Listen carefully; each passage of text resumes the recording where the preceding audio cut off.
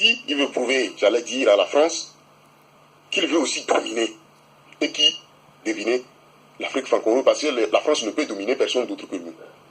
Et nous, Africains, que faisons-nous dans tout ça? Nous assistons les bras croisés.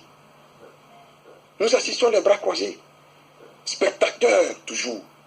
Que faisons-nous? Nous n'osons même pas prendre la parole pour broncher. Quand nous prenons la parole, c'est les uns sur les autres.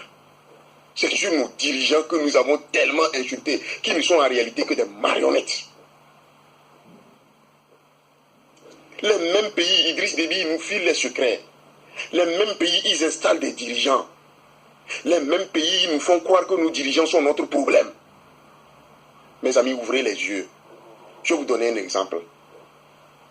Hier, l'actualité aussi est marquée par un événement. La poursuite judiciaire contre le président Lula da Silva, le président brésilien. Voyez comment, quand un pays est indépendant économiquement et politiquement, regardez comment ça se passe.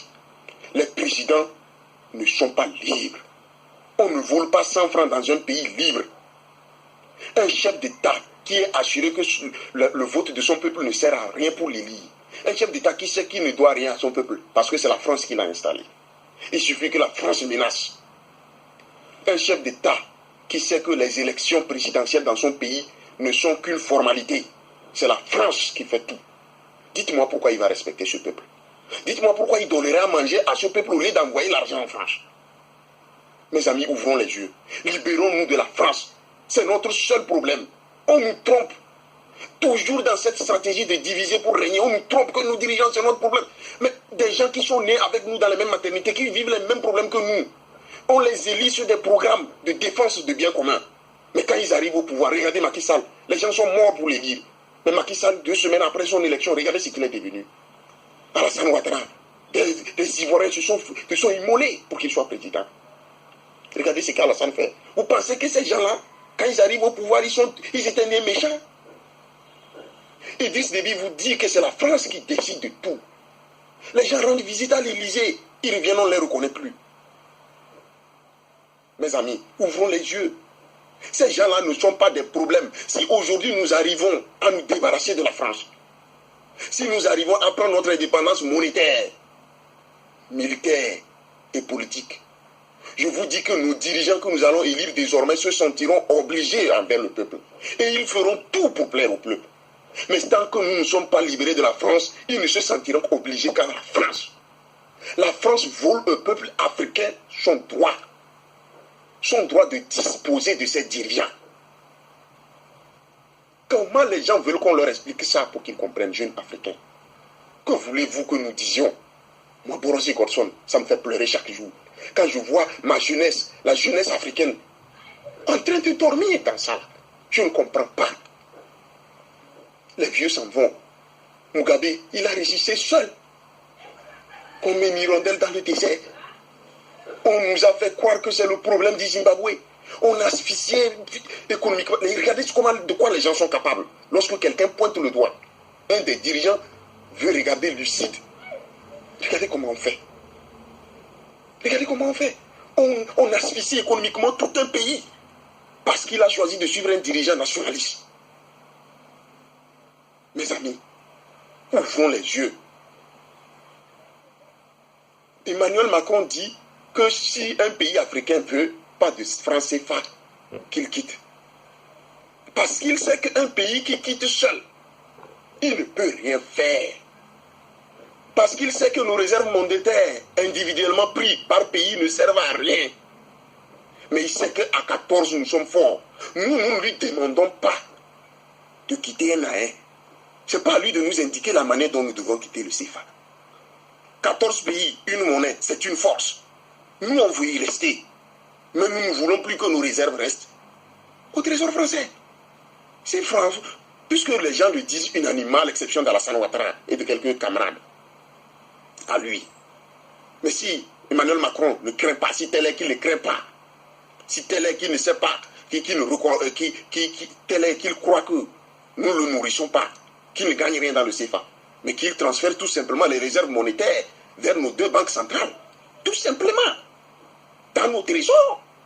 Et tout simplement qu'il retire les 2 larrons qu'il a déposés dans chaque banque centrale et qui décide de la manière dont notre monnaie doit être gérée. Regardez Idriss Déby. Regardez l'Afrique centrale. Si l'Afrique centrale avait ses réserves dans sa banque centrale, est-ce que quelqu'un lui dirait que vous avez atteint une limite et qu'il faut qu'on dévalue votre CFA? Non. Il puiserait ses réserves jusqu'à la limite qu'il veut pour réinvestir et se rattraper. Mais voilà, aujourd'hui, on peut lui dire aisément, avec son argent, sur ses biens, on lui dit aisément, vous avez importé de la Chine, vous avez fait tant, vous avez investi mal, vous êtes en train d'atteindre vos limites réserves. Donc, on va dévaluer votre franc. Qui a ce droit de dévaluer la monnaie de l'autre? Cet asservissement, nous l'acceptons. Les gens nous trompent que parce que nos dirigeants sont mauvais gouvernants. Les scandales financiers, l'affaire Big Malion, l'affaire Betancourt, tout ça, c'est les présidents africains. La corruption à haute dose, mes amis, c'est en France, c'est en Europe. Nos dirigeants ne sont que leurs élèves en matière de corruption.